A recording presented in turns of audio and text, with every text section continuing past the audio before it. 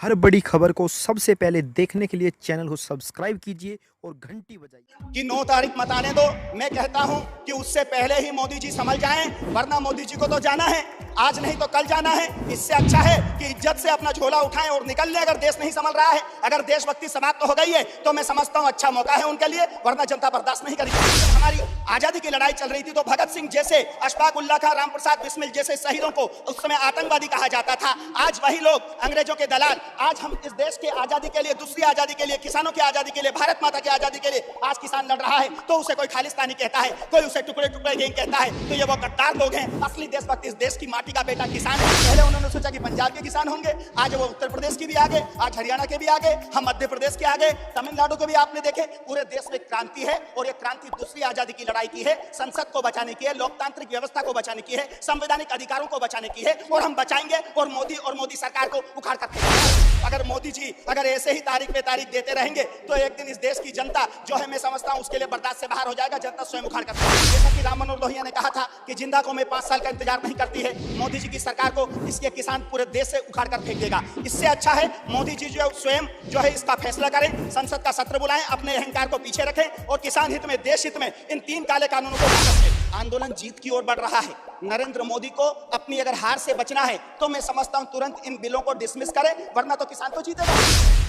देखिए मेरे साथ जो है अर्जुन आर्य है, जो कि मध्य प्रदेश से यहाँ पर पहुंचे हैं किसानों के बीच में। तो जिस तरीके से प्रचार किया जा रहा है, ये जो आंदोलन है सिर्फ हरियाणा पंजाब का है, तो ऐसा बिल्कुल नहीं है। देश भर के लोग जो है यहाँ पर पहुंच रहे हैं, किसानों के बीच में पहुंच रहे हैं। तो अर्जुन जी, आप यहाँ पर आप आए हैं, कैसे देख रहे हैं किसानों का जो आंदोलन है, जिस तरीके से आगे बढ़ रहा है? सरकार कह रही है हम पीछे नहीं हटेंगे, किसान कह रहे हैं हम भी पीछे नहीं हटेंगे। यस और नो में जवाब मांगा जा रहा है सरकार से। कैसे देख रहे हैं, भारत बंद क्यों बुलाया गया है? मोदी जी की जो सरकार है वो बिल्कुल अंग्रेजी हुकूमत की तरह काम कर रही है। पहले तो वो है ना, किसानों पर लाठी डंडे, पानी की बौछार और किसानों की राह में गड्ढे खोदती है, किसानों का उत्पीड़न करती है। और आज जो है वो तारीख पर तारीख देकर मैं समझ रहा हूँ किसानों के साथ लगातार अन्याय कर रही है। अगर ऐसी स्थिति बनी रही तो मैं समझता हूँ आने वाले समय में, जैसा कि राम मनोहर लोहिया ने कहा था कि जिंदा को मैं 5 साल का इंतजार नहीं करती है, मोदी जी की सरकार को इसके किसान पूरे देश से उखाड़ कर फेंक देगा। इससे अच्छा है मोदी जी जो स्वयं जो है इसका फैसला करें, संसद का सत्र बुलाएं, अपने अहंकार को पीछे रखें और किसान हित में, देश हित में इन 3 काले कानूनों को वापस लें। पूर्ण बहुमत की सरकार है, बड़ी मजबूत सरकार। जनता से मजबूत कुछ नहीं होता है, देश से मजबूत कुछ नहीं होता है। और जब अहंकारी राजा, जब मैं समझता हूं देश के लिए संकट बन जाए, तो उस राजा को हटाना भी जनता का कर्तव्य है। और ऐसा पहले भी हमारे इतिहास में हुआ है। हमारे भगवान कृष्ण ने भी ऐसा ही कहा है, हमारे गुरु गोविंद सिंह जी ने भी हमको यही कहा है, हमारे भगत सिंह ने भी यही कहा है, हम वही करेंगे। अब आपको क्या लग रहा है, जो किसानों का जो आंदोलन है जिस तरह से आगे बढ़ रहा है, भारत बंद ही खोल दी गई है, एक बार फिर से 9 तारीख को फिर से मीटिंग होनी है, तो कब तक आंदोलन चलेगा? मेरा तो मोदी जी से ये कहना है कि 9 तारीख मत आने दो। मैं कहता हूं कि उससे पहले ही मोदी जी संभल जाएं, वरना मोदी जी को तो जाना है, आज नहीं तो कल जाना है। इससे अच्छा है कि इज्जत से अपना झोला उठाएं और निकल लें। अगर देश नहीं संभल रहा है, अगर देशभक्ति समाप्त हो गई है, तो मैं समझता हूं अच्छा मौका है उनके लिए, वरना जनता बर्दाश्त नहीं करेगी। ये भी कह रहे हैं कि जो विपक्ष है, जो बाकी लोग हैं, किसानों को बहका रहे हैं, डरा रहे हैं, डराने की राजनीति कर रहे हैं कि आगे आने वाले समय में इस कानून से ये हो जाएगा, वो हो जाएगा। ऐसा कुछ होने वाला नहीं है, डराने की राजनीति हो रही है।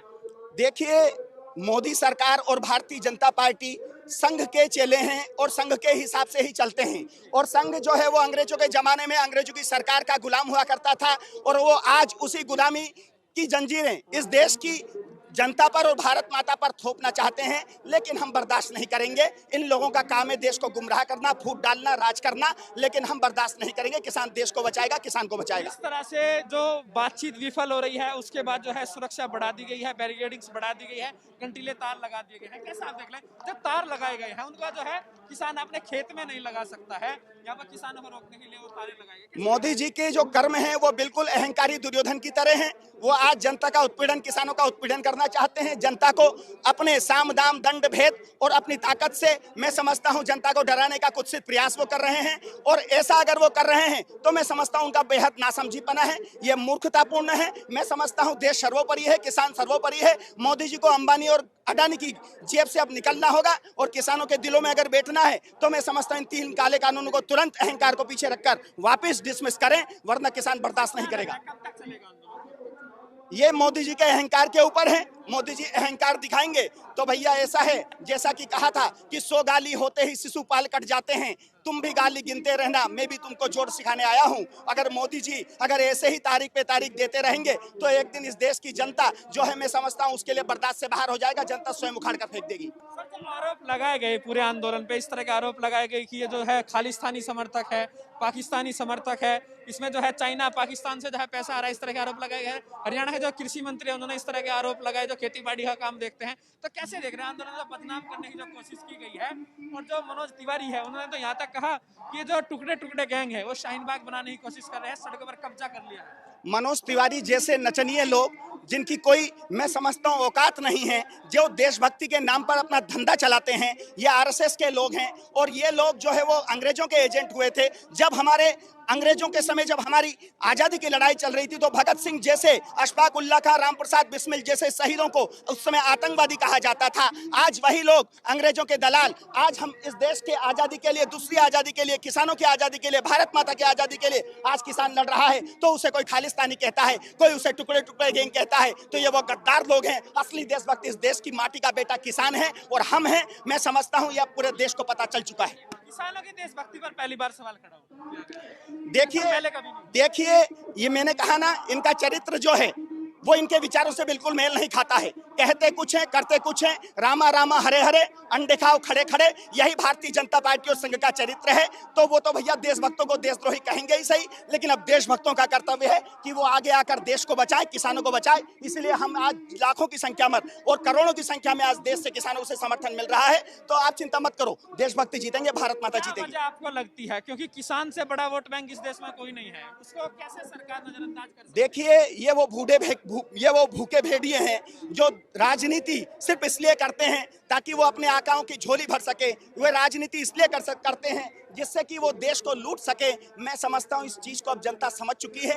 अब वो सिस्टम जनता परिवर्तित करेगी और इन गद्दारों को मैं समझता हूँ बेनकाब करेगी। कहा कि ये जो आंदोलन है हरियाणा का और पंजाब के लोगों का आंदोलन है, क्या लग रहा है पूरे देश में कैसा असर आप देख रहे हैं? देखिए आप तो मीडिया में हैं और आज मीडिया के माध्यम से पूरे देश की खबरें एक सेकेंड में आप तक भी पहुंचती हैं।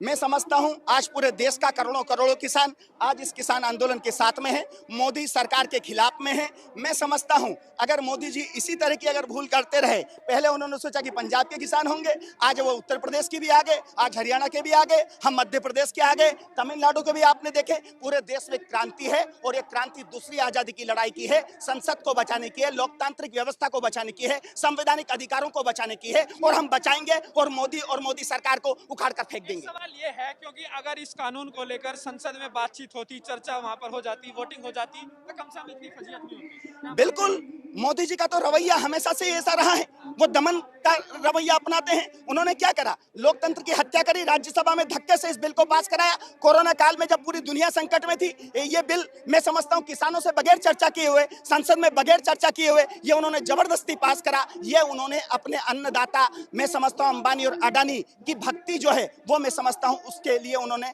ये सब नोटंकी करी है और वो देश अब समझ रहा है। अभी लग रहा है कि आपको ये जो आंदोलन है लंबा चलने वाला है क्योंकि सरकार भी हठधर्मी अपनाए हुए है। 56 इंच वाली सरकार है, बड़ी मजबूत सरकार है। 56 कुछ नहीं है। इस देश की जो 130 करोड़ जो जनता है वो अब मोदी जी को जान चुकी है। मोदी जी का 56 को 55 करना इस देश की जनता को आता है। और ये आंदोलन जहां तक लंबे की बात है तो भैया ये तो भारत माता की आज़ादी की लड़ाई है, ये किसानों की आज़ादी की लड़ाई है। और तमाम चंद पूंजीपति जो ईस्ट इंडिया कंपनी के तरह एक बार फिर इस देश को गुलाम बनाना चाहते हैं, उन गद्दारों के खिलाफ ये लड़ाई है। चाहे ये कितनी ही लंबी हमें लड़नी पड़े, चाहे कितनी ही कुर्बानी हमें देनी पड़े, हम देंगे और जीतेंगे। कह रहे कि 2022 तक इनकम डबल करनी है, इन कानूनों से जो है उसमें फायदा मिलेगा और कुछ बाकी लोग जो है किसानों को गुमराह कर रहे हैं, भड़का रहे हैं, इसलिए ऐसा हो रहा है। नरेंद्र मोदी जी की सरकार 2014 में इस देश के अंदर बनी थी।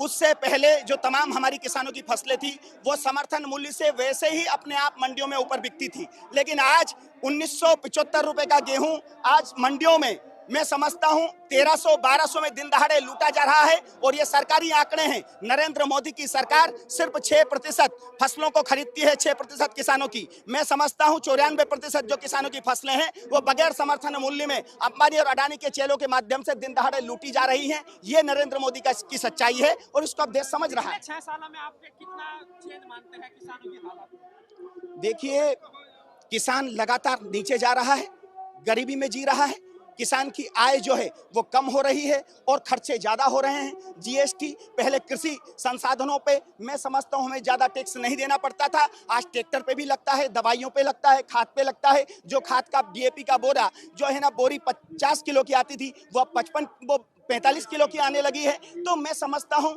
हर तरीके से मोदी जो है वो राम नाम की लूट है, लूट सको तो लूट लो, इस तरीके से राम का झांसा देकर वो देश की जनता का पेट काटने का काम कर कांग्रेस रहे के हैं। टाइम में जब ये कानून आया तो बीजेपी ने खुलकर इसका विरोध किया और कहा कि ये जो मंडी के अंदर जो आड़ती होते हैं वो तो एटीएम होता है, किसान के लिए जब भी उसको शादी के लिए कुछ भी जरूरत होती है तो वहां से वो पैसा निकाल सकता है। लेकिन आज जो है उस सारे सिस्टम को ध्वस्त किया जा रहा है, आप कैसे देख रहे हैं? मैंने बता दिया है ये तीनों कानून जो है किसान विरोधी हैं।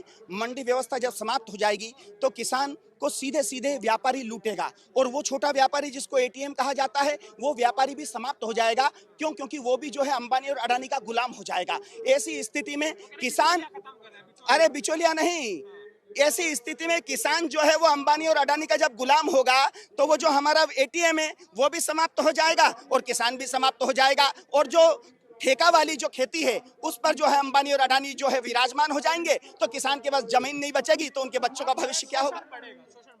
अरे शोषण क्या, सब कुछ खत्म हो जाएगा, देश गुलाम हो जाएगा। और जिस तरीके से नरेंद्र मोदी ने जो 6,000 रुपए साल में किसानों को देना शुरू किया है, बस वो फिर से ऐसा ही करेगा कि जो गरीबों को जो 25 किलो 5 किलो अनाज देते हैं ना और कह देते हैं कि भैया हमने तुम्हारी गरीबी हटा दी, तो फिर किसानों को फिर यही करेगा कि भैया है ना 4,000 दे दिए, 6,000 दे दिए, यानी कि उपज का दाम मत दो और 6,000 और 2,000 में किसानों को अटकाए रखो। मैं समझता हूँ रेवड़ी फुटानों की तरह वो किसानों को समझाना चाहते हैं, लेकिन अब किसान जो है आंदोलन लंबा नहीं, आंदोलन जीत की ओर बढ़ रहा है। नरेंद्र मोदी को अपनी अगर हार से बचना है तो मैं समझता हूं तुरंत इन बिलों को डिसमिस करे, वरना तो किसान तो जीतेगा ही। अर्जुन आर्य जो कि मध्य प्रदेश से यहाँ पर पहुंचे हैं किसानों के समर्थन में, इस पूरे इंटरव्यू को लेकर आपकी क्या राय हमें जरूर बताइए और तमाम खबरों के लिए जुड़े रहिए टाइम्स एक्सप्रेस के साथ।